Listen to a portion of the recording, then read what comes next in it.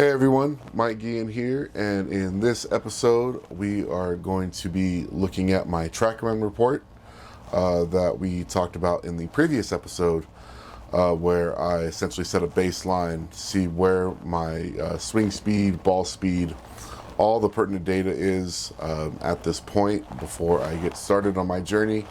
The journey's already started, but you always want to start with the baseline. That's why I have a little bit of a different setup here, because I'm actually going to be on my main computer, where I'll be sharing the screen with my head somewhere in the corner, and so that required a little bit of a different setup for this video. Before we get started with that report, as always, please check out my novel. We are quickly approaching 100 reviews on Amazon. Also, you can check out Professional Golf for the Rest of Us. I also have some short ebooks that I've never really talked about. I'll just put my author page on Amazon at below. You'll be able to find some ebooks on putting, how to get ready for a round, some different stuff that I created that kind of helped me lead to generating the books that I've written, the full books that I've written. There's actually 3, but you can see everything there on my Amazon author page. And without further ado, let's go ahead and get into this TrackMan report. And here we are. So just a couple of disclaimers before we get started. Number one, I did not record while I was at the facility. Shout out to Arizona Golf Exchange for providing this kind of technology for us in the Tucson area. If you've ever been there, it's a tight space, and there's a lot of motion, and I just didn't want to be disrespectful to the management and the ownership by bringing in a camera. And so, plus I was there, we were there having fun, I was there with my wife, but my main goal being there was to just get these numbers. And second disclaimer is I tried as hard as I could, with the exception of these, kind of warm-up shots with the 54 degree. I tried as hard as I could to get as much distance out of all the clubs that I tested. And sometimes it's never good for the ego when you realize that you don't hit the ball as far as you think you do or as you'd like to. So with that said, what we're going to do is we're going to go through some of these numbers and we're going to compare them to the PGA Tour averages. Last disclaimer, I highly doubt that even with an aggressive plan to get more flexible and to generate more clubhead speed, that I'm going to get to any of these numbers. Even at my best, it took a very mighty swipe with the driver to get to 113 miles per hour. So if I can get somewhere close to this, anywhere close to it, and as you'll see, I'm a bit far off, but we're going to go through each one. So with that said, let's go ahead and take a look. We're going to start here. I hit 10 shots with each club, and as you can tell, this will be the only section where the numbers will be a bit skewed, because I was mostly just focused on making solid contact with my 54 degree. And there's no measurement on here. I couldn't find any guide that included any of this information. So you'll see here, club speed started at 50. And then by the time I got to the last few, I had a couple of misfires, just because I wasn't getting the ball in the right spot. But some of these, I'll kind of take these median shots here as the average. So it's probably closer to 70.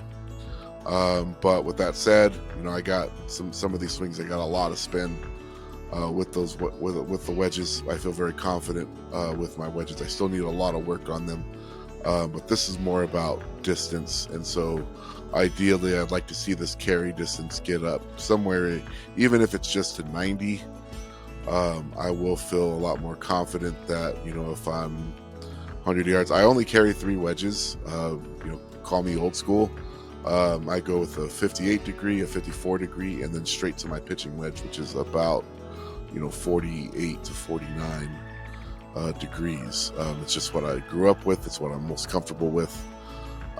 So there is a pretty big gap, but knowing if I'm 95 yards away, that I don't have to saw off baby pitching wedge that I can actually hit a full 54 degree with confidence, not having to kill it and knowing that it's going to get there. That's essentially what my goal is with the 54 degree. But you can take a look at some of these numbers. Obviously, they're not on this chart here. But as we get up to the 8-iron, you'll see here, so average club head speed, I didn't miss the target with these, thankfully. Average club head speed here was 75.6. We'll just round that up and say 76 miles per hour. And when you compare that to the PGA Tour, which is at 87, I believe, even with glasses, this is relatively small. I'm actually going to bump this up just so I can see it. There we go. So 87, so I'm about 11 miles per hour off from tour average club head speed. Ball speed, same thing. About, actually, there's even a bigger discrepancy there, about 24 miles per hour off of there. The only number that really jarred me or kind of caught my attention was the spin. I play, blades, and I generally am a low ball flight person. I just prefer it. I don't like the ball getting in the air, because when it does, it gets in the wind, and a lot of crazy shit can happen when the ball's in the wind. I'm sure most golfers, regardless of skill level, can attest to that. So that was it. Attack angle, pretty much on point with there, so I don't feel bad about my swing. And then if you want to look at the rest of this, club path, I've always kind of had a slight over the top. I'm either like exactly on plane or over the top. It's always how I've been. Very rarely, and a lot of these, actually, if I remember from this session, some of the ones that actually went the farthest were actually like dead pulls to the right, which if you put these numbers together, it'll show that it's a fairly substantial pull. But my main concern is just the club head speed, because that's the one thing that with practice, with repetition, with fitness, and just sticking to a routine, that can get a lot better. So from here, we'll go up to the 4-iron. So I kind of treated this the way that like Tiger does his warm-ups. He'll usually go like wedge, 8-iron, 4-iron, 3-wood, driver. Basically stole it from Nicholas. So that was kind of the idea in my head. That I had in my head when I was putting this together, is to have 4 clubs that I can really test. The 4-iron was the most heartbreaking, being all across the board. 16 miles an hour club head speed, short from tour average. Ball speed, 28. Carry distance was atrocious. They carry at 203. I'm an easy 50 yard. That's why I'm saying, like, I don't really expect to get to that level where I can fly at 200 in 6 months. You never know, but it's not something that I'm really looking to do. So from there, once again, carry, not that great. Total yardage, I don't really pay attention to. The spin on these, however, was very much in line with tour average, and my attack angle, I believe, also was, I think, slightly steeper. I know it's always been kind of an anomaly to me. I have a steeper than normal attack angle, but I actually spin it less than usual. So that all those numbers look fine to me. And then if you want to see face angle path, slightly over the top, these I actually hit really good. A lot of them felt good, and it just broke my heart that I'm not flying. Like, if you give me the total, if you give me the carry yardage of like 184, like, then I'm happy. But that's just a little bit of a kick to the ego, but also a motivator. Make sure that let's not hit it. Let's not carry at 160 with the 4-iron maybe until like in my 50s. Let's kind of prolong that a little bit, right? All right, 3-wood. 87 miles an hour. Once again, similar to here. Pretty much. Now we're getting into the 20-mile-an-hour discrepancies. Ball speed, I think, is even just as bad. Actually, that's in the 30s now.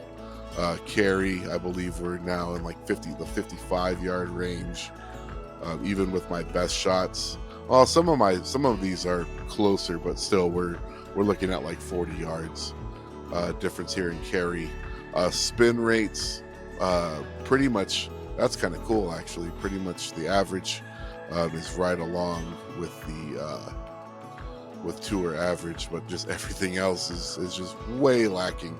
But I'm confident that we can change that. Attack angle, 2.9. I actually came in pretty shallow with these, surprisingly. And then if you want to look at the rest of it, these clubs actually came in relatively straight club path. Good. I mean, a couple of these are kind of way out there, but I did hit one, pretty much dead straight club path, so that was cool. Last but not least, the driver. Did miss one of these. I only was able to get 5. It's one of those spaces where even though you have enough space behind you, like the walls are padded, but the station that we were using is not really set up for left-handers. For those of you that didn't know, I'm left-handed.